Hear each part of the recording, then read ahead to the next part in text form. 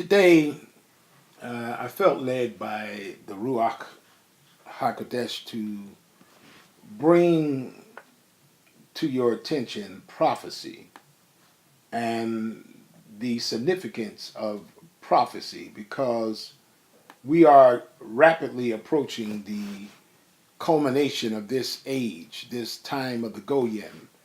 And there are some events that are on the horizon that most people are not even aware that are coming because no one is teaching them understanding of scripture. And I stayed up to about 3:40 in the morning and I was reading and reviewing and refreshing my mind on things that I have studied and learned through the years.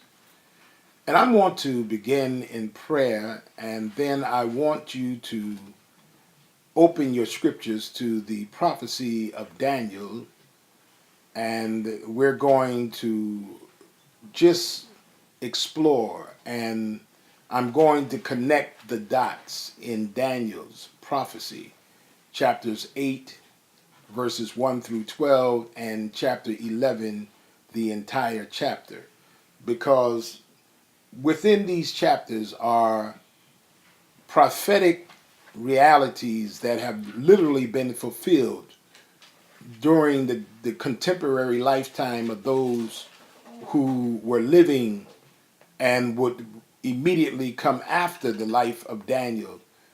They would experience the things that Elohim had predicted by visions given to the prophet Daniel, the Navi.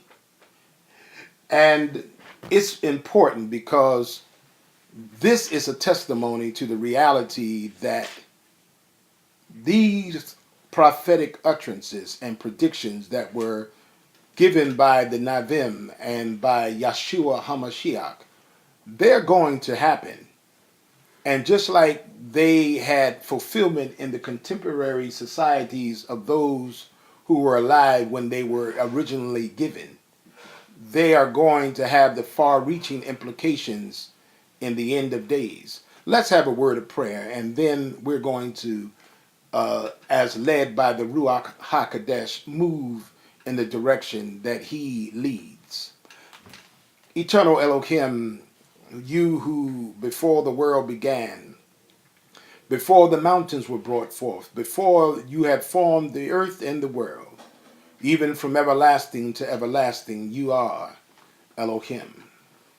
Now, Elohim, we come to your word. We feel like empty pitchers, and we come to the full fountain. We need you to pour out of your Ruach. We need the Rima, the living spoken voice of Yeshua's inner soul, the Ruach HaKodesh that is abiding within us. We need him to lead and guide us as promised through all truth and righteousness. We have no understanding except that which you reveal to us. We cannot lean to our own understanding. We cannot prophesy or preach except you send the word and give us revelation and truth. So now we beseech you in the name of Yeshua, you Abba, Yahweh, talk to us, speak to us, show us, lead us, guide us, articulate your word this day. For we ask in the name of Yeshua HaMashiach, and for his sake, and for the perfecting of the saints, we pray. And all that are assembled said, Amen, Amen. I want to talk today from the prophetic book of Daniel, and I want to address your focus and attention to chapter 8, verses 1 through 12, and chapter 10, beginning at verse 20 and 21 through chapter 11, verses 1 through 45.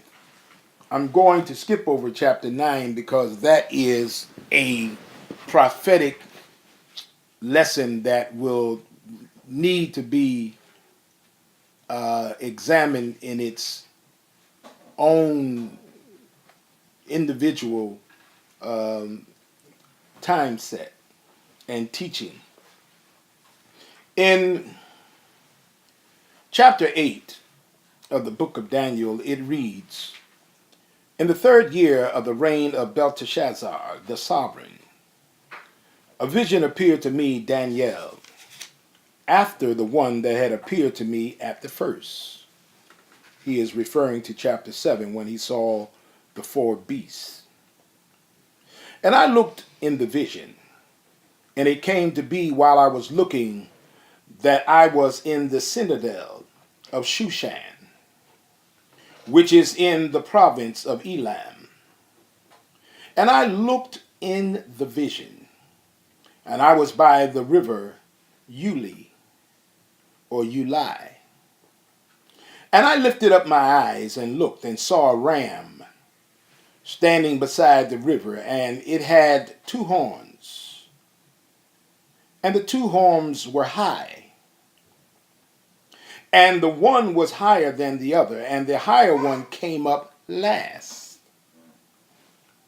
I saw the ram pushing westward and northward and southward, so that no beast could stand before him, and there was no one to deliver from his hand, while he did as he pleased and became great.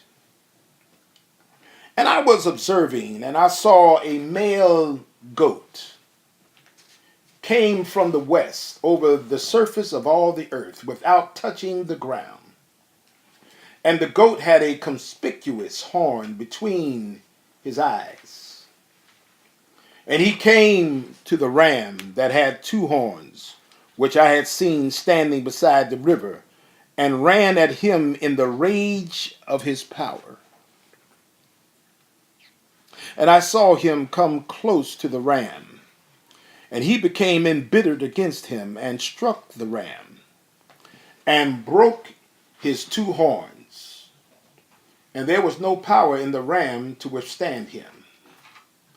But he threw him down to the ground and trampled on him.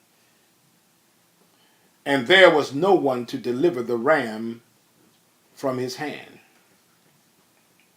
And the male goat became very great, but when he was strong, the large horn was broken. And in place of it, 4 conspicuous ones came up towards the 4 winds of the heavens.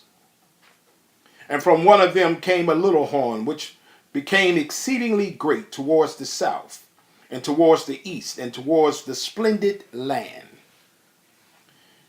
And it became great up to the host of the heavens. And it caused some of the host and some of the stars to fall to the earth, and trampled them down.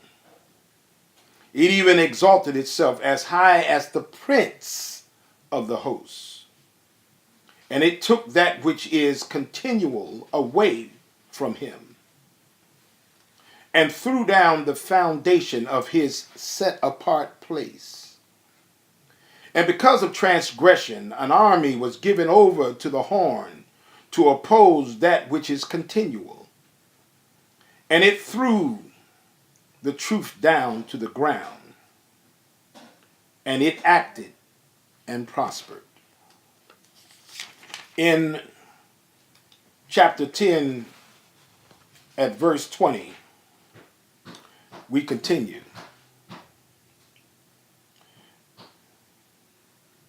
And he said, "Do you know why I have come to you? And now I return to fight with the head of Persia. And when I have left, see, the head of Greece shall come. But let me declare to you what is written in the scroll of truth. And there is not one strengthening himself with me concerning these, except Michael, your head, the archangel over the people of Jerusalem, the children of Israel. And in the 1st year of Darius the Mede, I myself stood to support and protect him." Now, I need you to understand that this person that is talking to Daniel is none other than the pre-incarnate Yeshua and his Nashim, angel messenger, who is Gabriel. Let me just back up a little bit and bring you into focus with that. In chapter 10, I'm going to come back to chapter 11, but let me just bring you up to speed with narrative. In chapter 10, in the 3rd year of Koresh, sovereign of Persia, a word was revealed to Daniel. See, Daniel lived even through the lifetime of Darius and Koresh, who they call Cyrus. He says, sovereign, in the 3rd year of Koresh, sovereign of Persia, a word was revealed to Daniel, whose name was Belteshazzar. And the word was true, and the conflict great. And he understood the word and had understanding of the vision. In those days I, Daniel, was mourning 3 weeks of days. I did not eat desirable food, and meat and wine did not come into my mouth, and I did not anoint myself at all till the completion of the 3 weeks of days. And on the 24th day of the first new moon, while I was by the side of the great river that is Hiddekel, then I lifted my eyes and looked and saw a certain man dressed in linen, whose loins were girded with gold of Uphaz, and his body was like beryl, and his face like the appearance of lightning, and his eyes like torches of fire, and his arms and feet like polished bronze in appearance, and the sound of his words like the sound of a crowd, of a multitude. And I, Daniel, alone saw the vision, for the men that were with me did not see the vision, but a great trembling fell upon them, and they ran away to hide themselves. So I was left alone when I saw this great vision, and no strength remained in me, for my comeliness was destroyed in me, and I retained no strength.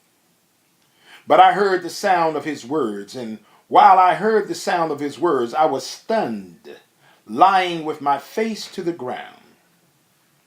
And see, a hand touched me and set me trembling on my knees and on the palms of my hands.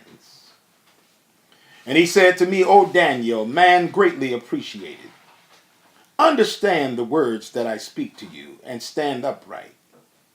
For I have now been sent to you. And while he was speaking this word to me, I stood trembling. And he said to me, do not fear, Daniel, for from the first day that you set your heart to understand and to humble yourself before Elohim, your words were heard, and I have come because of your words. See, if you would just humble yourself and seek and search and cry out to Elohim, he will then come. But the head, listen here, I'm coming, and I heard you the first day, but the head of the rule of Persia withstood me for 21 days. And see, Michael, one of the chief heads, came to help me, for I had been left alone there with the sovereign of Persia. Remember when I told you guys in the previous lesson that all of these fallen angels, these Anashim, they were originally given the task, and they were assigned the supervisory task of ruling over the nations in the theocracy of Elohim. And it would have been their job to supervise, while man would be the human instrumentality through which the theocracy of Elohim would be realized in the physical plane of this terra firma, with a divine celestial government that would be dictated, transmitted from Elohim to the Anashim to the atom. That is why he made the atom a little lower than the angels. But because of the insurrection of Hillel and 1/3 of those angelic beings, they are now working against the plan and the theocracy of Elohim. And here in scripture, if you have insight, you would recognize that he is not talking about a human sovereign. He is talking about the spiritual wickedness and the principalities and powers who rule in the darkness. These are the same principalities that were alluded to by Shaul in Ephesians chapter 6. Let us continue. He says this now. And I have come to make you understand what is to befall your people in the Akadet Ha-Yamim. What's going to happen in the end of days. So in other words, right here, hermeneutically speaking and homiletically accurate, this prophetic revelation that is given to Daniel pertains to the times that we are living in right now. This is what's going to happen in the end of days. Now remember, the end of days, it expands to designated ends with each generation. In other words, for them, their end of days came at the time that their lives had to expire in their lifetime. And every preceding generation had end of days, just as you and I will have our end of days. One of the most egregious arrogance of humanity is to think that we have time to do and set up rules and go after plans and dreams and ventures with no consideration of the fact that you are not promised days, months, and years. You're only promised moments.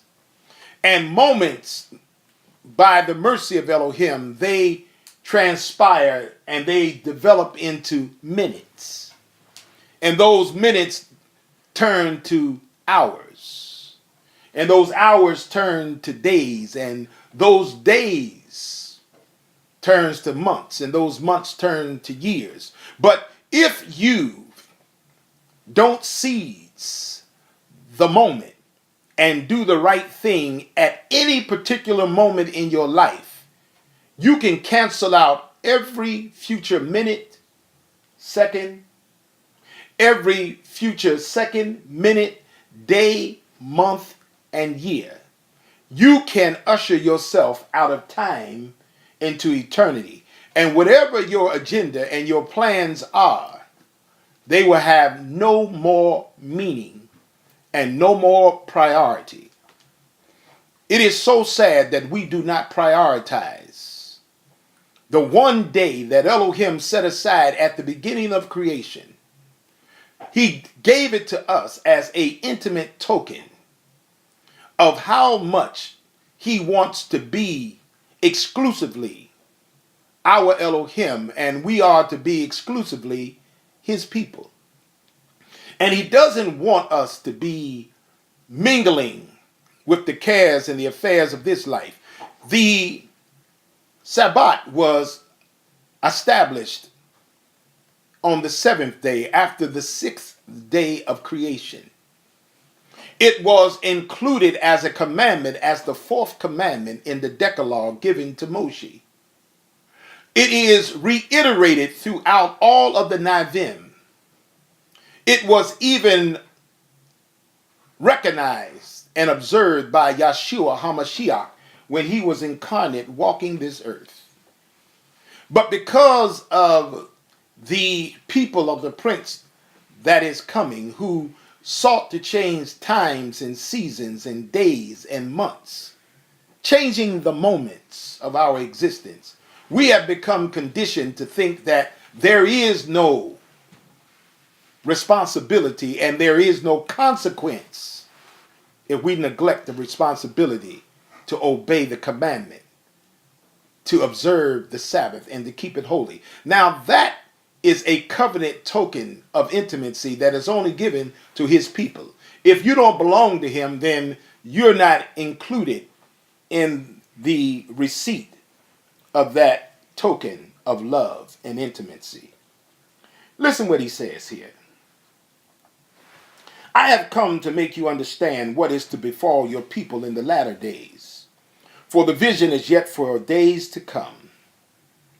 And when he had spoken such words to me, I turned my face towards the ground and kept silent. And see, one who looked like the sons of men touched my lips. And I opened my mouth and spoke and said to him who stood before me, my Adonai, because of the vision, I have been seized with pains, and I have retained no strength. So how was this servant of my Adonai able to speak with you, my Adonai? Question. As for me, no strength remains in me now, nor is any breath left in me. And again, the one who looked like a man touched me and strengthened me, and said, do not fear, O man greatly appreciated. Shalom be to you. Be strong now. Be strong. So when he spoke to me, I was strengthened, and he said, I said, let my Adonai speak, for you have strengthened me. And he said, do you know why I have come to you? And now I return to fight with the head of Persia. And when I have left, see, the head of Greece shall come. But let me declare to you what is written in the scroll of truth. And there is not one strengthening himself with me concerning these except Michael, your head. In other words, there were no angelic beings that were assisting Gabriel and Michael in their resistance towards the opposition of demonic rulers who were energizing the human kings of Persia and Greece. In chapter 11, he says, and in the first year of Darius the Mede, I myself stood up to support and protect him. This is the heavenly messenger still speaking. And now I declare the truth to you. See, 3 more sovereigns are to arise in Persia, and the 4th is to become far richer than them all. And by his power, through his riches, he stirs up all against the rulership of Greece. And a mighty sovereign shall arise, and he shall rule with great authority, and do as he pleases. But when he has arisen, his rule shall be broken up and divided towards the 4 winds of the heavens, but not among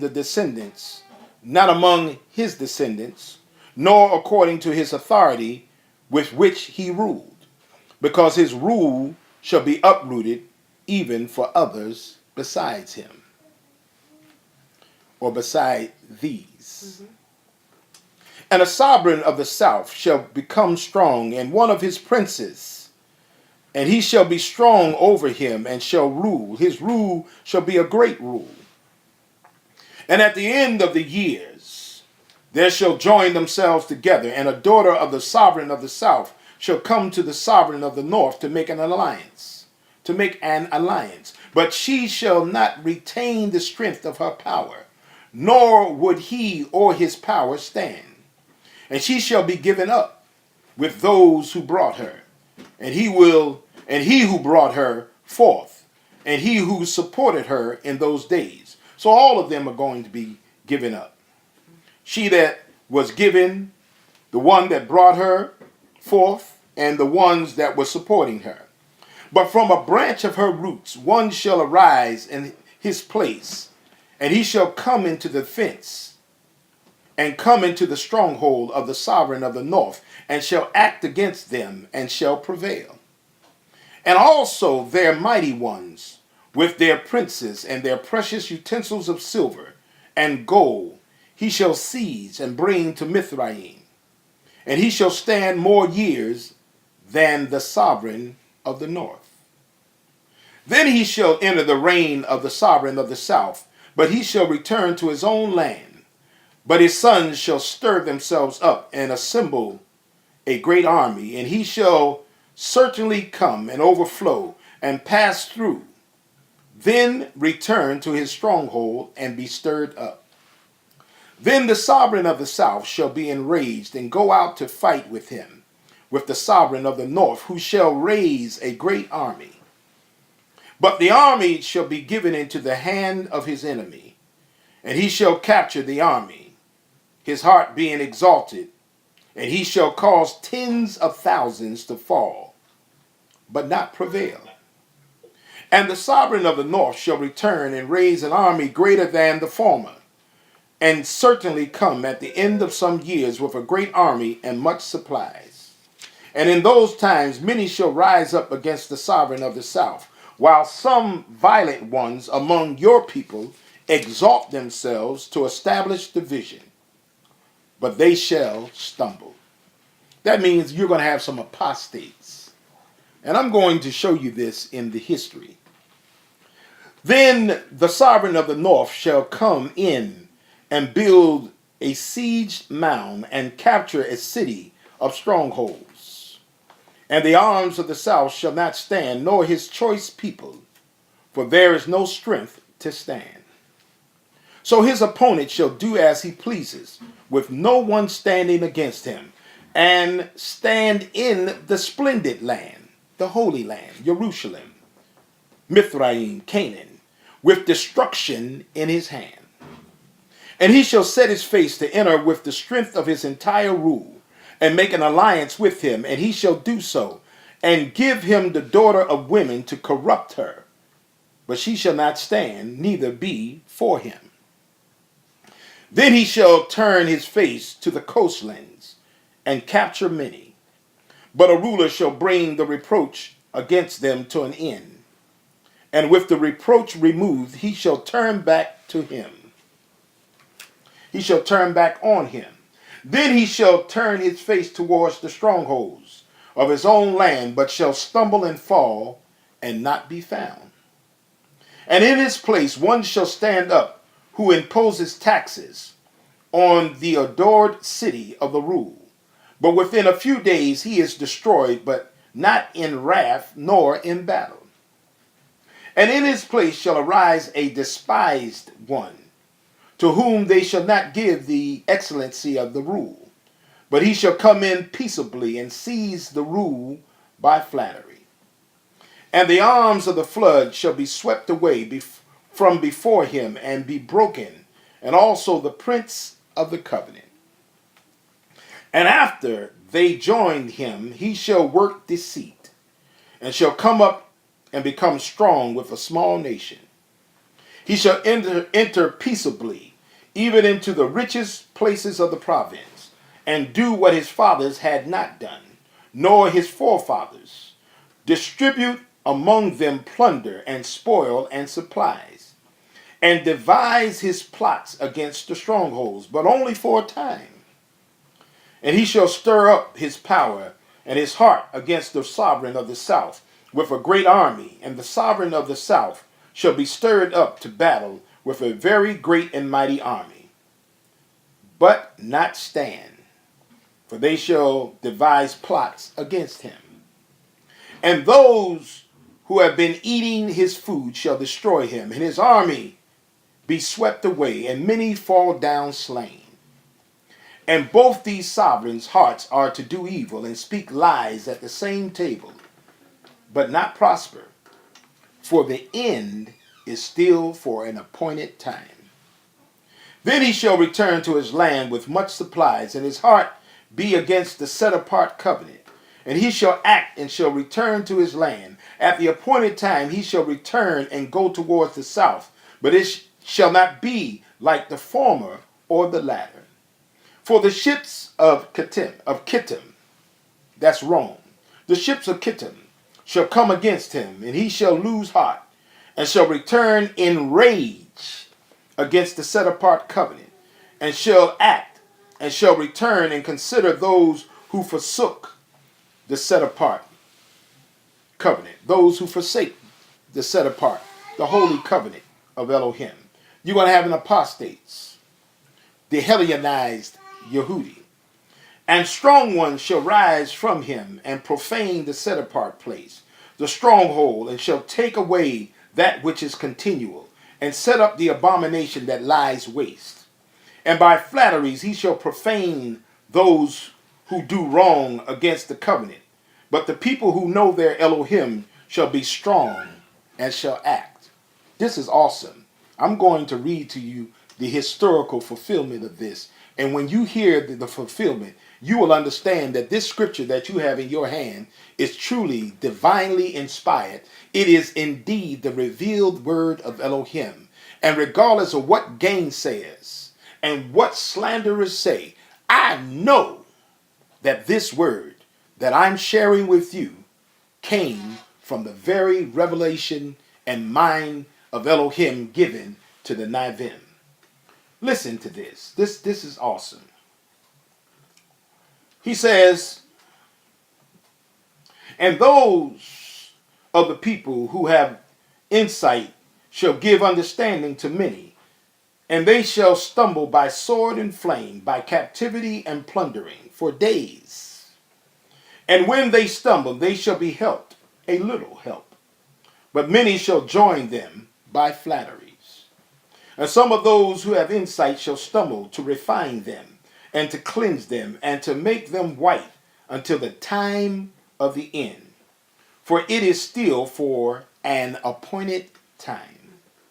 And the sovereign shall do as he pleases, and exalt himself, and show himself to be great above every mighty one, and speak incredible matters against the El of mighty ones, and shall prosper until the wrath has been accomplished. For what has been decreed shall be done. So everything that I'm reading to you, it's going to happen. It's been decreed. It has to be accomplished. And have no regard for the mighty ones of his fathers, nor for the desire of women. That lets you know that this end time beast is going to be a homosexual. That is why you see such a rampant acceleration of same-sex laws and mandates and legislation being passed in the world, because he is preparing a people that will resemble himself. He doesn't want to see people in the image of Elohim. He wants people and a society to worship him, and those worshipers must resemble himself. Nor will he have a desire for women, nor have regard for any mighty one. There will be no deity, but exalt himself above them all. But in his place he shall give esteem to a mighty one of strongholds, and to a mighty one which his fathers did not know. He shall give esteem with gold and silver, with precious stones and costly gifts. In other words, he's going to present all of these sacrifices of precious things to this deity, which is none other than the dragon.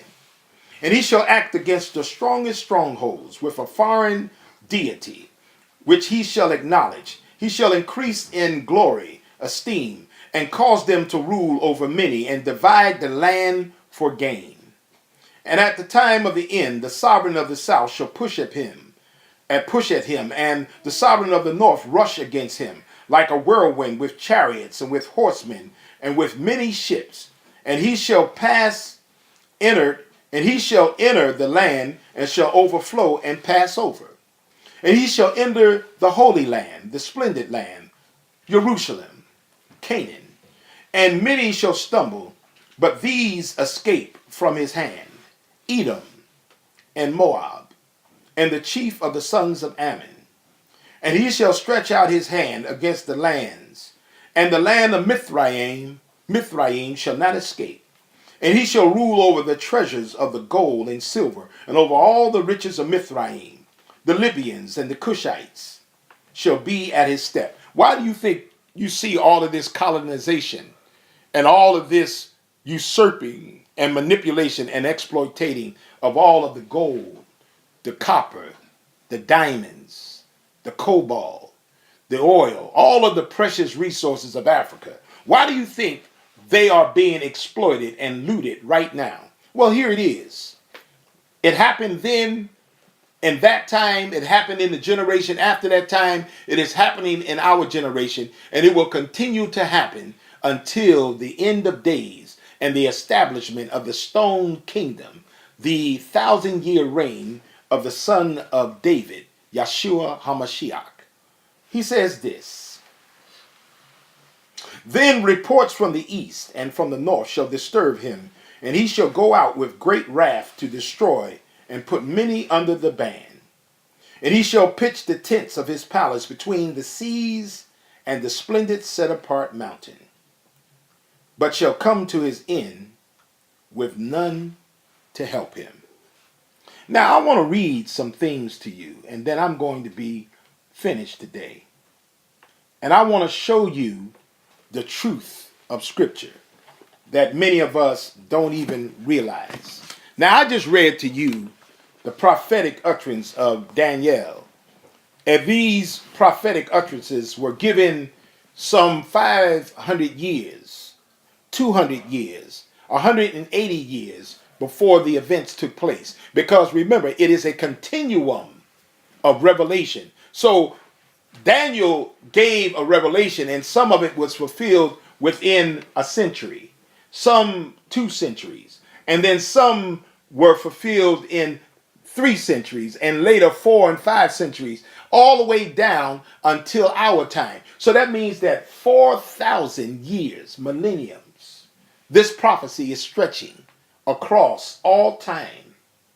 And it is being reiterated through adumbrations, previews that are showing you the authenticity and the veracity and verifying that this truly is a revelation from Elohim. Because if a prophet prophesies and it don't come to pass, he's a lying prophet. So every generation has to experience this prophetic revelation to vindicate that what Daniel predicted by revelation from Elohim is indeed the truth. And it is from Elohim. I want to start with Alexander the Great. And I want to read the notes that are in the notes that were given by the gentleman Rusty Russell. He did some good note taking, and I don't need to reinvent the wheel when he has put the information that I have in books. He has put it right here at our convenience. And I thank Elohim for his endeavor, because we need to take heed and share this information. The Yehudi surrounded by a new world. Alexander and the Yehudi. He made a big impression on the Yehudi. He showed hostilities to the Samaritans, but kindness to the Yehudi. He granted them self-government. He didn't compel the Yehudi to join his army, and he respected their Sabbath. This is Alexander. Now, let's begin. This was in 327. In 326 BC, Alexander wins the battle of the Hydaspes. But his army refuses to go any further east, and he has to retreat. This is when he goes all the way to the Indies. He stretched his kingdom all the way to the Indies, and when he got to India, his soldiers were exhausted and they didn't want to go no further east. So they retreated and they started back. Now, there was a second Samnite war that took place in 304. Roman troops are defeated and humiliated. During the war, Appius Claudius, he builds the Appian Way from Rome to Capua, near Naples, to help move Roman troops more easily to the war area. In 323, Alexander claims to be the son of Zeus. Alexander dies at Babel at the age of 33. His body is buried in Alexandria, Egypt. Alexander's empire was divided between his 4 chief generals, and I wrote them down for you to know: Cassandra, Ptolemies, Lysimachus, and Seleucus. They divided his kingdom. Alexander the Great's generals argued over division of his empire, and this took place around 319. Ptolemies the First, Soter, which name, of course, you know, Soter is Greek for savior. Soteriology is the term they use for the doctrine of salvation. So Ptolemies the first, Soter, takes Egypt, Mithraim, and he rules as a satrap, a governor in Egypt. And he rules until 285 BC. And then there is the birth of Euclid. The Hellenistic period begins, and it continues to expand, dividing Alexander's newfound kingdom and the fate of Palestine. Right when Alexander died, his generals quarreled for control over the conquered lands. Many long and complicated wars followed, with the Yehudi caught in the middle. Two generals, Ptolemies and Seleucus, established a dynasty important in Judaism, in the history of Judaism. You must know that the history of the Yehudim, it is very important that you understand this dynasty of Ptolemies and Seleucus. Ptolemies gained control of Mithraim, and the descendants were called the Ptolemies. Seleucus won for himself all the Asian lands that were conquered, the Seleucids. Both Ptolemies and Seleucus claimed Palestine as part of their kingdom. So that means that the land of Canaan was now split, with Ptolemies in Mithraim and Seleucus in Syria, Antioch, both claiming ownership of the land of Canaan, which is in the middle of these two kingdoms. Finally, Ptolemies seized it, and Seleucus let the matter go. So Seleucus just gave up and let Ptolemies have control of the land of Canaan, though his descendants never really let go. Remember, Daniel said that his posterity would be stirred up and they would not just let go of the land. Interesting note, though Ptolemies did not expect Jerusalem to be an easy city to conquer, it was on a Sabbath, and the Yehudi did not defend themselves. Though they were considered foolish, it showed how well the scribes had done their work and the deep reverence of Judaism. They wouldn't fight back because they observed the Sabbath faithfully to their own struggle. Now you understand what Yeshua said in Matthew chapter 24, when he told them, when he alluded to the times that was yet coming. Now this took place before him. Now he's talking about what's going to take place after him, and even after that generation, even in our lifetime. And he said, pray that your flight be not on the Sabbath. Pray that it not be in winter, and warn to them that are breastfeeding and those that are weaning children in that day. For there will be times of unprecedented tribulation. Now listen what it says. In 321, India, under Chandra Gupta, founded Mauryan dynasty. So when these people try to tell you that China's dynasty is so long, well, their dynasty didn't rise until long after the Canaanite and the Israelite dynasties and Mithraim. They are Johnny-come-latelys in antiquity. In 320, Judah, Ptolemies captures Jerusalem. Libya, Egypt, takes Libya as a province. So Ptolemies captures Jerusalem. He controls Judah. He invades and controls Mithraim and Libya. Notice, these are all the posterity of Cam, of Kam. They're African. And they're also the children that are mingled with the posterity of Abraham, Yitzhak, Jacob, Syrian and Canaanite, a mixed people that he is now ruling. In Syria, That's in the north. Seleucus the first, Nicator, one of Alexander's generals, begins to take control. Theocrites is born. In 316, Olympias, mother of Alexander, is murdered in revenge for killings that she had ordered. Remember, that's right there what we just read in Daniel. Now, I'm giving you this information because I want you to go and for your homework assignment, I want you to match these historical fulfillments of this prophecy and put the appropriate verses from Daniel 8 and 11 in the appropriate time slots on this secular historical record of fulfillment of prophecy. In 311, Seleucus takes Babel.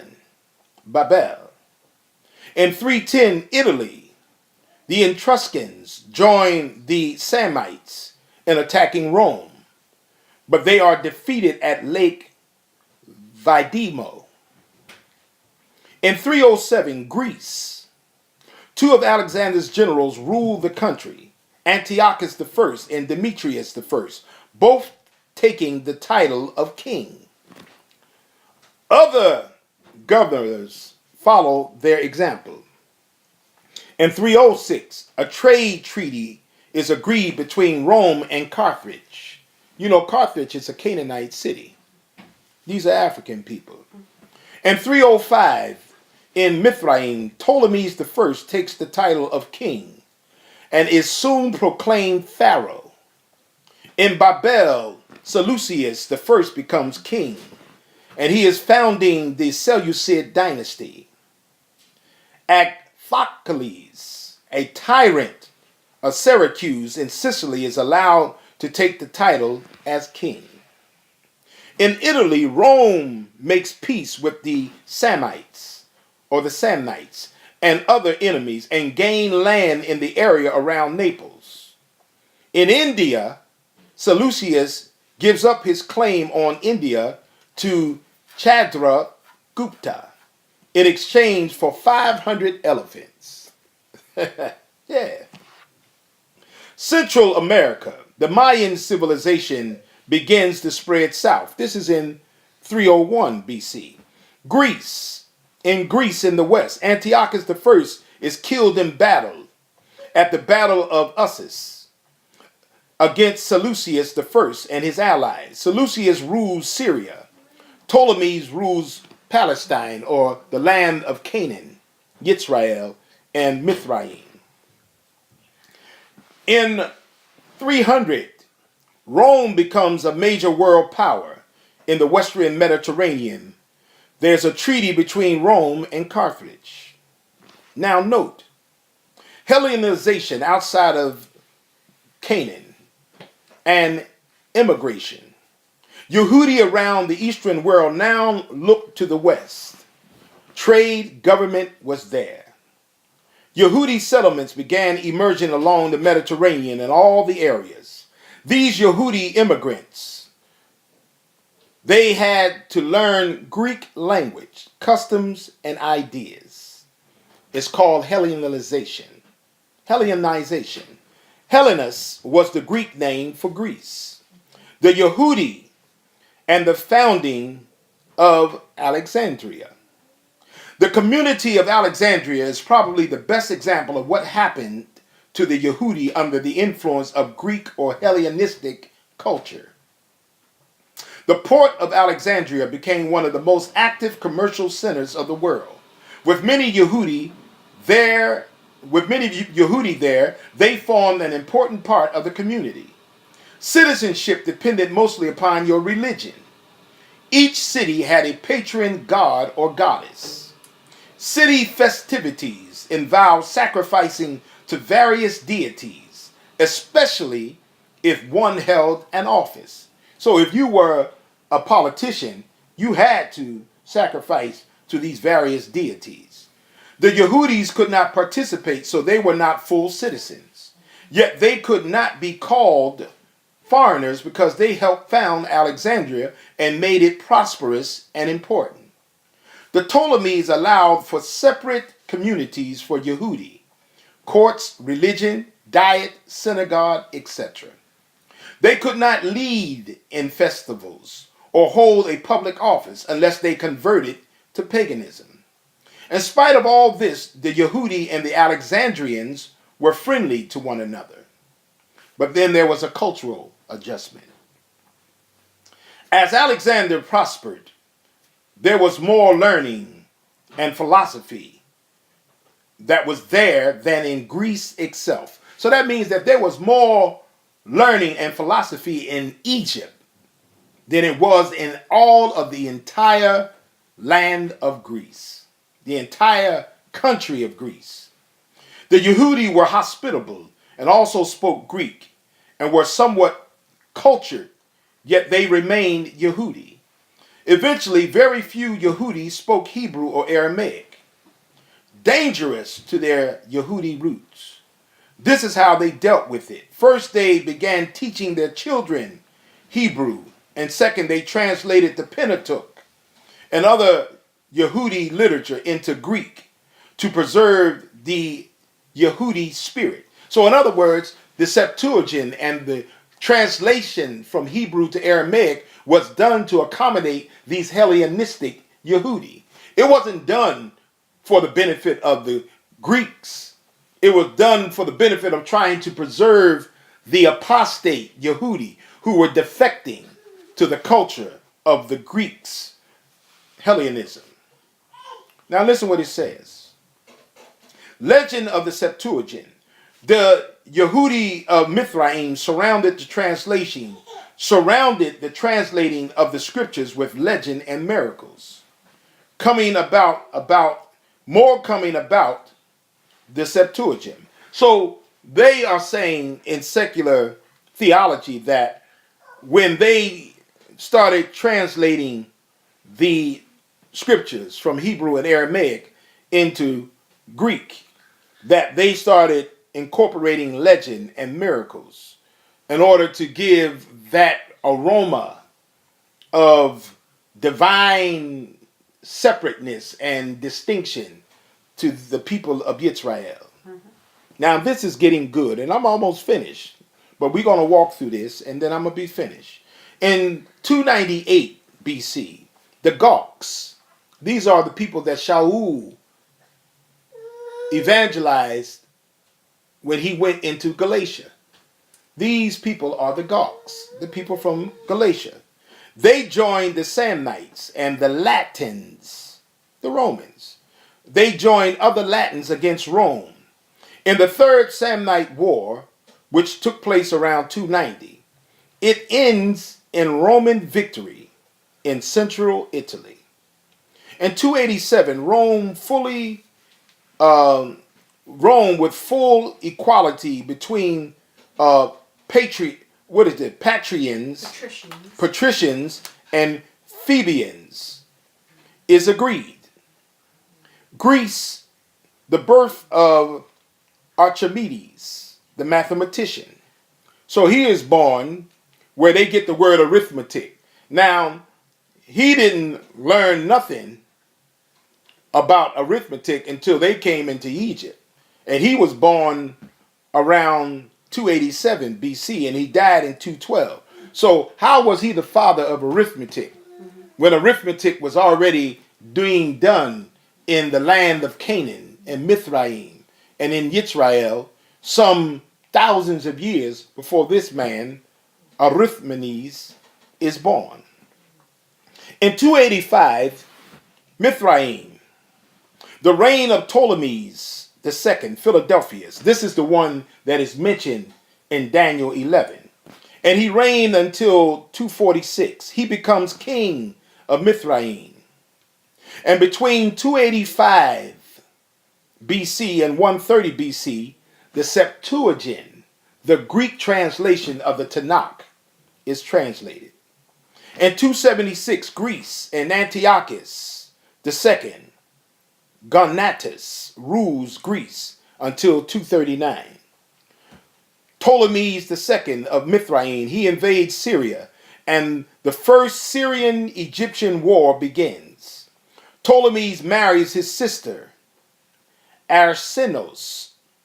Greece, the birth of, what is that? Euclid,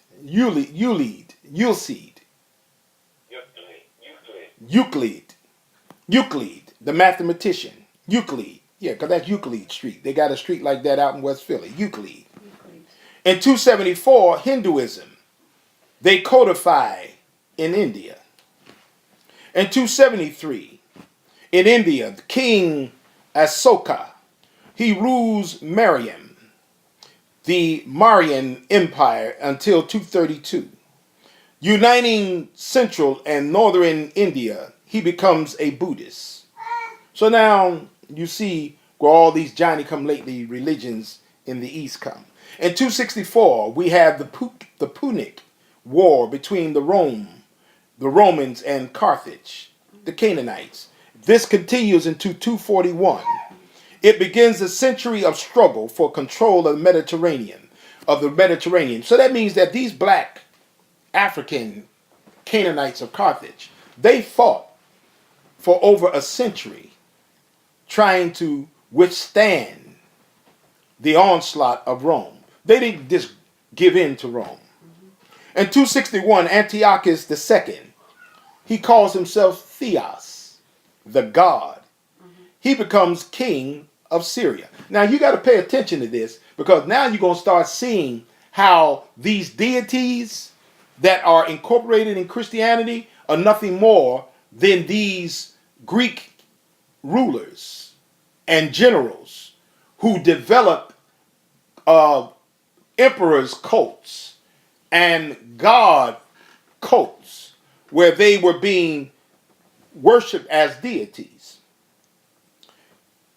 In 260, the Second Syro-Egyptian War begins.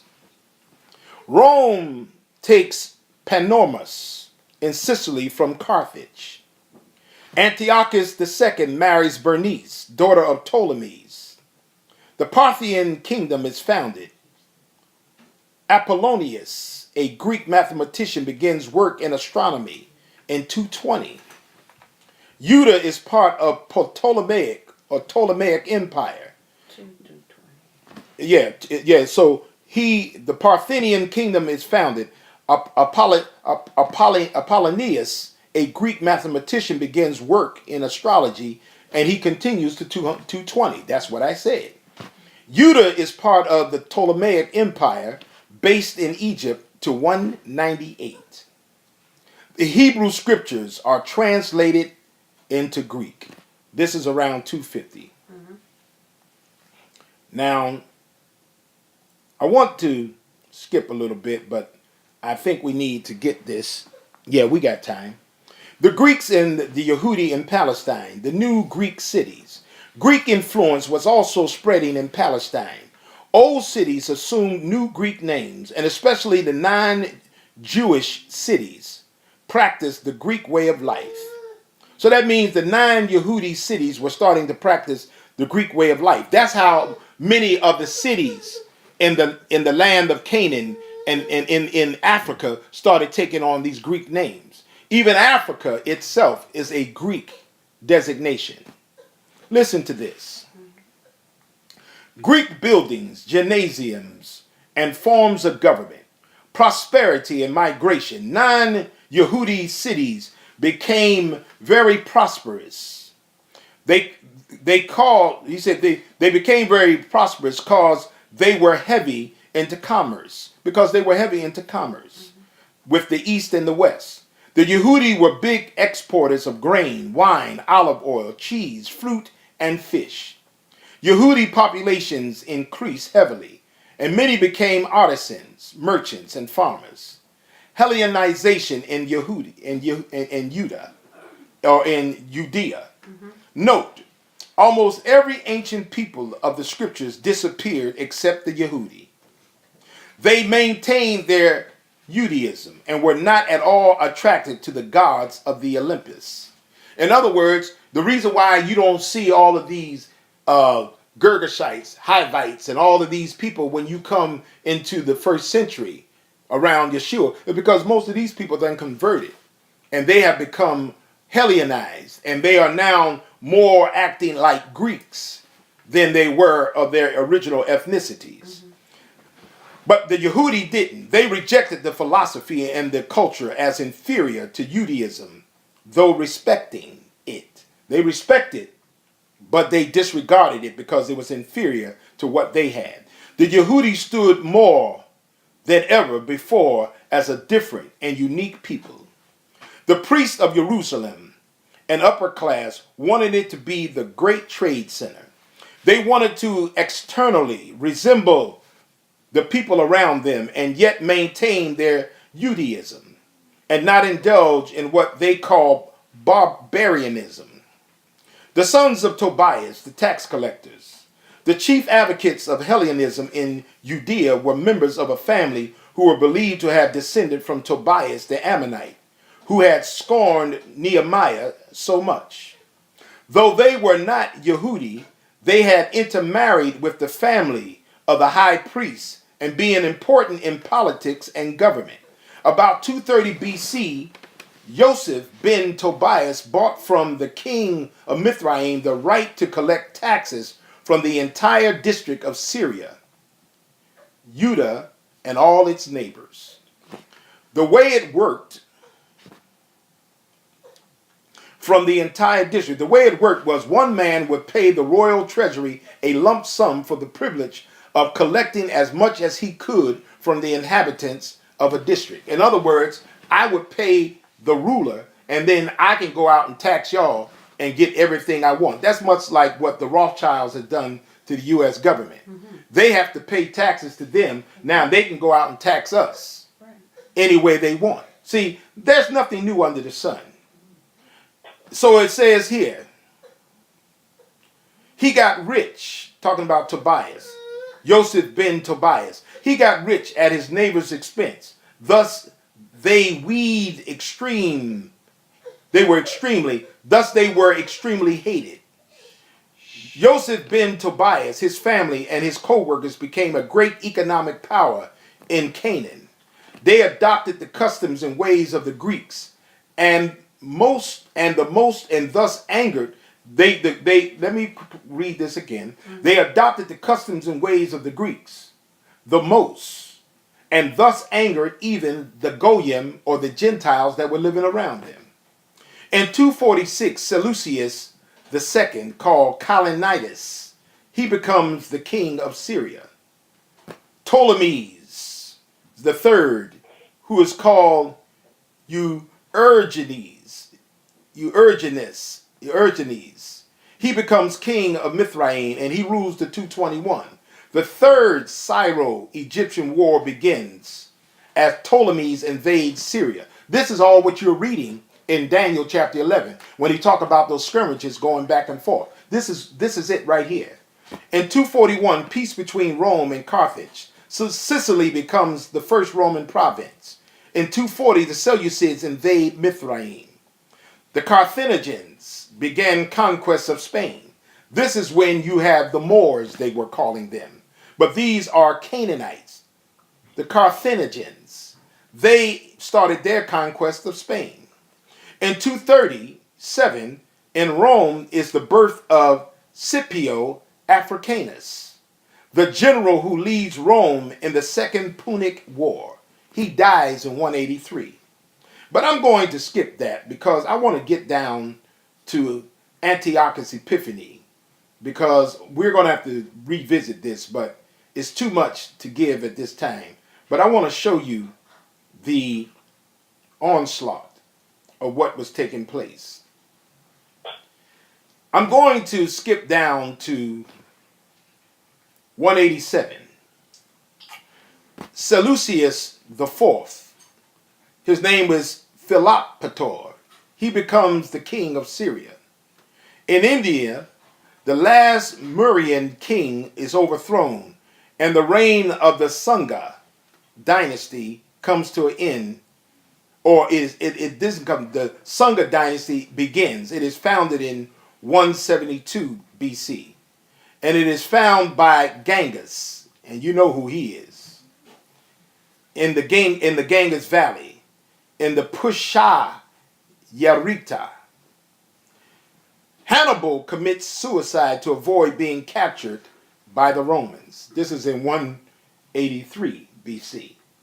Now this is where it really gets really good, because this is where the information of Daniel chapter 11 comes into play.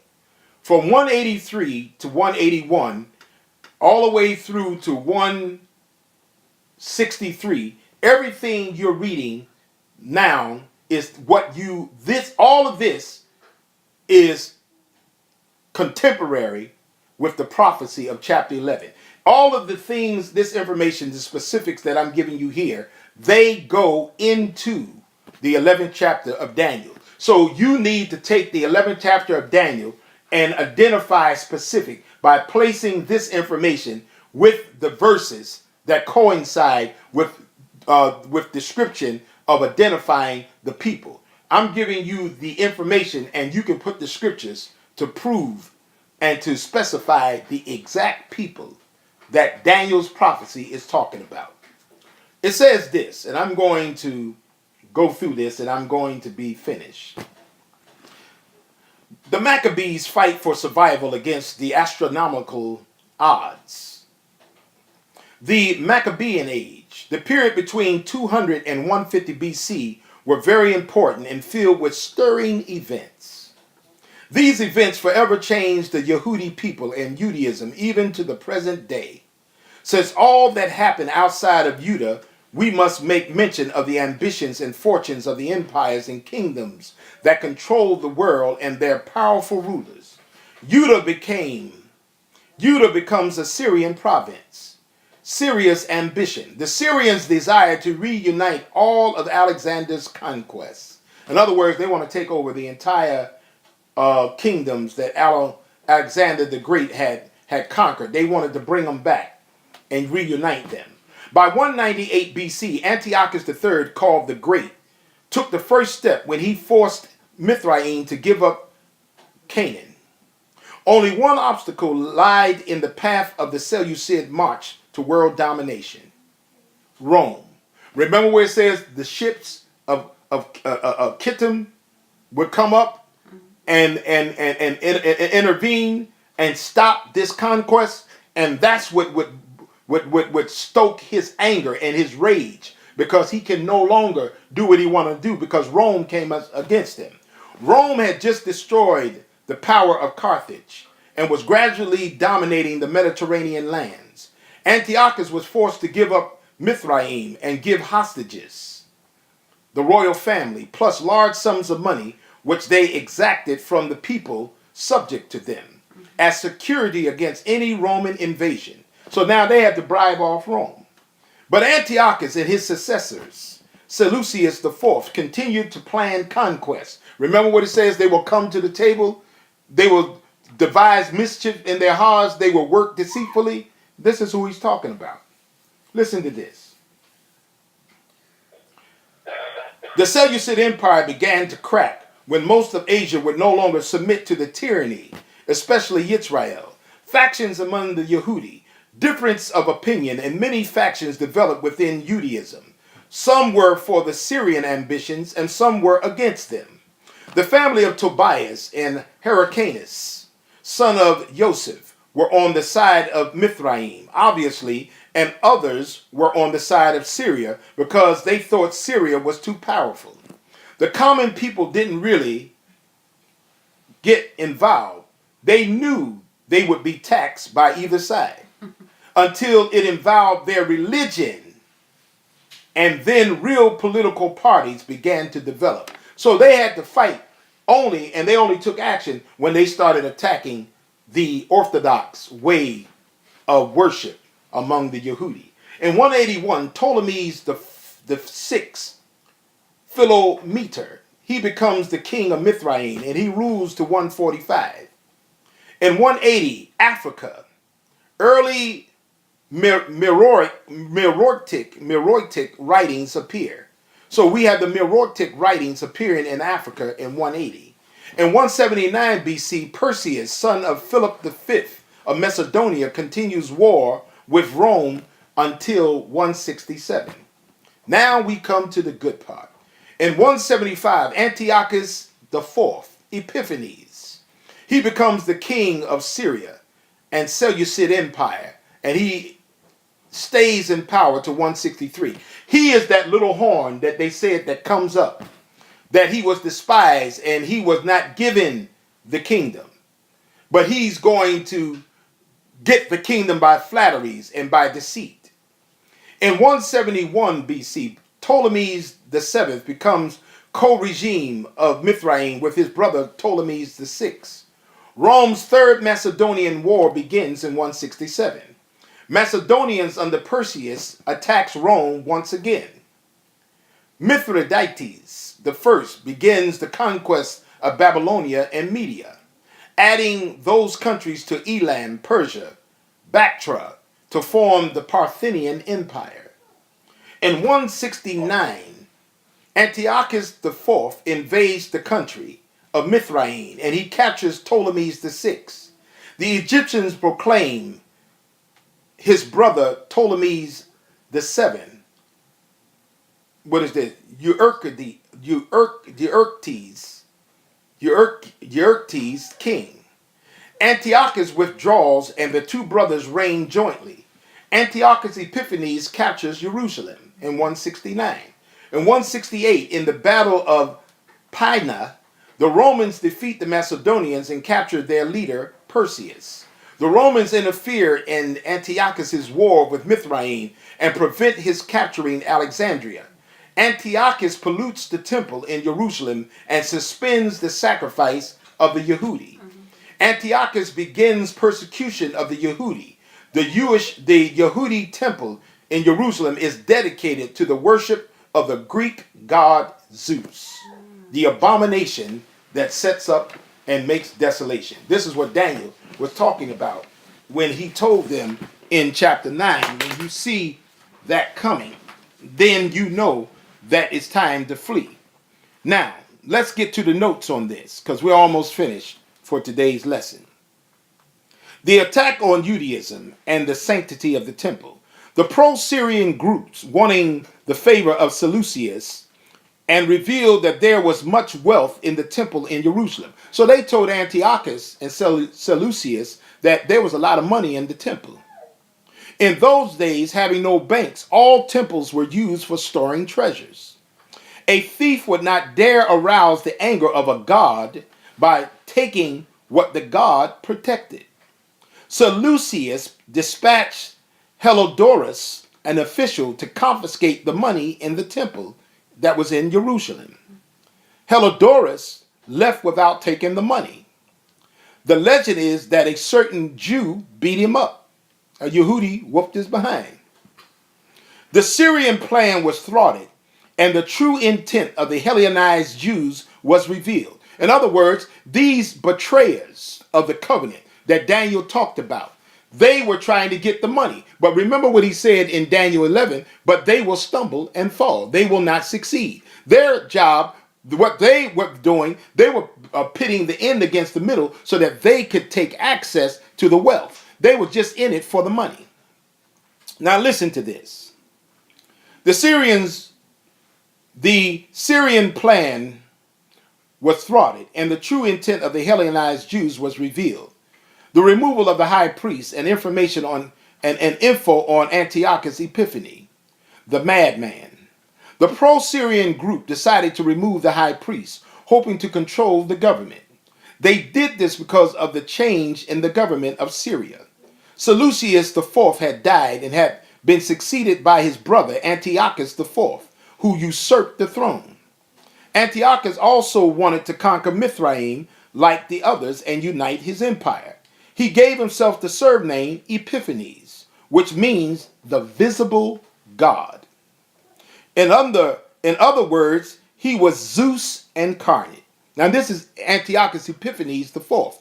This is an adumbration of the end-time Antichrist, anti-Messiah, who is going to show up in the temple of Elohim and declare himself that he is Elohim. It happened then, It happened in the days of the people in the generation with Yeshua, and it's going to happen in our lifetime and after my lifetime. These things are going to happen. Listen to what it says.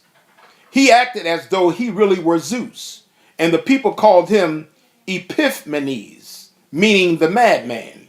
So they had a pun. Instead of Epiphanes, they call him Epimanes.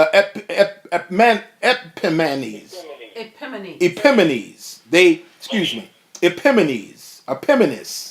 Epimanes. He was Epiphanes, but they call him Epimanes, meaning the madman. Since Palestine bordered, or Canaan bordered Mithraim, he needed a loyal Hellenized population there. Then a group of Yehudi came to him and devised the plan. The high priest Onias III should be removed, and his Hellenized brother, who they call Jason, because he is now a Greek, but it's probably Yashan, was to take his place, set up a Greek constitution, and coin Greek money. Now they're going to circulate their own currency, Greek currency. The plan was followed, and all the Yehudi were outraged. It was the first time since the Babylonian captivity that a non-Jewish government had interfered with the priesthood, treating the sacred office as though it was nothing other than a governmental office. But worse was to come. Now the Hellenizers had full control of the government in Jerusalem, and they began to build gymnasiums within the city and encouraged the young to spend all their time there. The young priests engaged in sports. Jerusalem was filled with Greek styles, clothes, names, language, and worst of all, Greek religions and loose morals. The most radical Hellenizers felt that things were not moving fast enough, so they convinced Antiochus to remove Yason. He fled, and they replaced him with Menelaus, not a member of the priestly family. Menelaus had no sympathy for the Yehudi tradition whatsoever and was only concerned about power. The temple treasury did not contain enough money to pay Antiochus what he had promised, so he sold some of the holy vessels of the temple to raise the money he needed. Judaism was to be destroyed. To Antiochus, to be unhellenized was stiff-necked nonsense. If Judaism stood in the way, then Judaism was to be destroyed. So he gave the orders. The Syrian army marched into Jerusalem, and many of the people were killed, and others escaped to the hills. Only the known Hellenists were allowed to remain. Orders were given: no Sabbath, no holy days, no circumcision. Remember, he said the continual shall be stopped. The daily oblation, the continual, shall cease. A statue of Zeus / Antiochus was placed in the temple above the altar. The most detestable animals, including the pig, were brought and sacrificed on the altar. An abominable act was perpetrated on Keslev, the 25th, 168 BC, according to the book of the Maccabees, that left the Yehudi people desolate. They call this the abomination of desolation in Daniel chapter 9. But Yeshua taught that this was just a preliminary of the secondary and greater fulfillment coming in the last days and in Daniel's 70th week. The Yehudi, under the leadership of Judah Maccabees, rebelled against the persecution of Antiochus IV, and they warred until 164, when the Yehudi worship is restored. Jerusalem temple is repaired and cleansed in 165. Note, Antiochus, the death of Judas Maccabees, and he reigned and warred from 168 to 160. He withstood Antiochus Epiphanes. The hopeless situation, the party of the Hasidim. As Hellenism was gaining ground, the rich upper class Yehudi were for it, and the common people adhered ever so strictly to Judaism and the commandments. A new class was forming among the people, the Hasidim, the pious. is a term used by the rabbis to describe those Yehudi who maintain the highest standard of religious observance and moral action. The first Hasidim were also called the Hasidics, or the Hasidins, or the Hasidines. And they were members of a sect that developed between 300 BC and 175 BC. Rigid adherents of Judaism, they led the resistance to the Hellenizing campaign of Antiochus IV of Syria, and were important in the revolt of the Maccabees. The martyrs. With Antiochus' edict to abolish Judaism, there were only two options for Hasidim: to die fighting or to die as martyrs. They could not fight, but they could die for their ideals. There was no army, and the leaders were the scribes, whose interests were far more political. The little book is called Perki Abba, or Abbat, Chapters of the Fathers, reveals that the scribes were concerned with money, power, to be very moderate in passing judgment. They said, okay, it reveals that the scribes were concerned with A, being very moderate in passing judgment, B, to raise a generation of educated men, C, to protect the law of the Torah. Judaism was declared illegal and thousands were put to death. Men, women, and children were loyal to Judaism, and they died as martyrs. The stories were told of Hannah, who encouraged her 7 sons to die rather than abandon Judaism, and Eleazar, the old man who chose death as an example to the younger fellow Yehudi. Thousands of Yehudi abandoned their homes when the Greek army was approaching and fled to the hills. What was most disastrous were the Yehudi who had defected to the Hellenizers. Knowing who were the Hasidim or the Hasidim, they did not hesitate to betray them over to the Syrians. They did this openly and publicly. The Sabbath attacks. Many peasant Yehudi put up a strong fight against the Syrian soldiers. The Syrians did most of their attacking on Sabbath, the holy days. The end of the Yehudi people was soon approaching.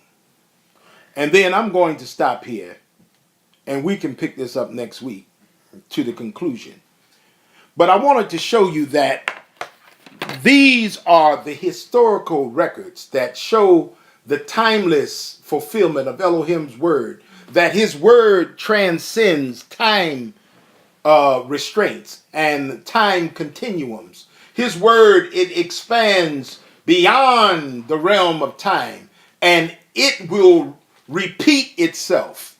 Every prophecy is repeating itself, and each time it repeats itself, it is becoming more intense the next time around. So what you're seeing is a snowball effect of prophecy building. What I read to you in this lesson today is showing you how the history of antiquity vindicates the inspiration of the word of Elohim. The word of Elohim is true. Everything in it is to be believed, and we are not to let it slip, because if we do, we are neglecting so great salvation. So I'm hoping that you will take this information, you will listen to this recording, and you will again begin to place these individuals into the slot of Scripture, so that when you read the Scriptures, you will now read it with understanding of who you're reading about. You will actually know who Daniel is referring to when you read those chapters. That was the purpose of me giving you this lesson today, because Elohim impressed upon me that many people read these scriptures and they don't even know what they're reading about, and they don't even understand what they're reading about. And that's why you don't have an understanding of why things are the way they are today. The last thing I want to do is bring you up to speed with a little bit of notes from our time after the advent and the resurrection and ascension of Yeshua. I want to talk and read just a little bit about Tertullian. He was Tertullian of Carthage. He was born around 155 or 160 AD, or Common Era, CE. He died circa 220 CE. In the year 306, the Roman army in Britain proclaimed Constantine emperor. That gave him rule over Britain, the Gauls and Spain, Gaul and Spain. Maximinus ruled over Italy and northern Africa, but he wanted to be emperor over the entire western part of the Roman Empire. More and more, he showed his hostility to Constantine. Constantine decided to get ahead of Maxentius. Before Maxentius had made preparation for war, Constantine marched into Italy at the head of an army of 40,000 men. At Saxa, what is this? Rubra, 10 miles from Rome, and a little north of it, the armies of Maxentius was the Tiber River, and crossing it was the Milvian Bridge. Maxentius, his army was 3 times as large as that of Constantine, and it contained the Praetorian Guard, the flower of all the Roman armies.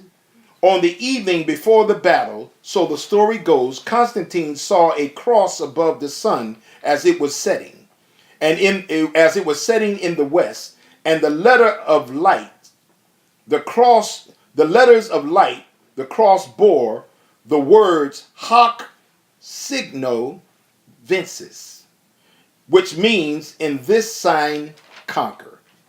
This is when Constantine began his conquest and became the first emperor to now liberate the saints from the persecution of the Roman emperors, which eventually led to the Roman Western Christian religion. But I wanted to say this on Tertullian. He was a Carthaginian. He was the black African convert to Rome who took the Hebrew, Aramaic, and Greek texts, and he made the Latin text the predominant ecclesiastical language, and that further supported the rule and the power and influence of the Latin Roman Church. And that's how Latin became a prominent language that took the preeminence over the actual languages of Scripture. There is so much in the history surrounding the text that you have in your hand that is just too much to give in any one setting. But I hope that you will take this information and you will take some time and get out of the idiot box and stop trying to be stupid and follow the world and realize that you only have moments. And our moments are rapidly approaching the time and beginning of sorrows. Just like those people were persecuted and portrayed, it's going to happen to us. You're going to be tested to see what side you're really on and who and what faith you really have residing in your chest. Let's pray. Most gracious Elohim, we thank you for this lesson. We pray that all this information will be absorbed, it will be researched, studied, it will be revisited, and that people will gain greater and deeper understanding and appreciation not only for your word, but confidence in your prophecy. Now remember the sick, the shut in, the incarcerated. Have mercy on all of us, for we ask in the name of Yeshua HaMashiach, and all that are assembled said, Amen, Amen.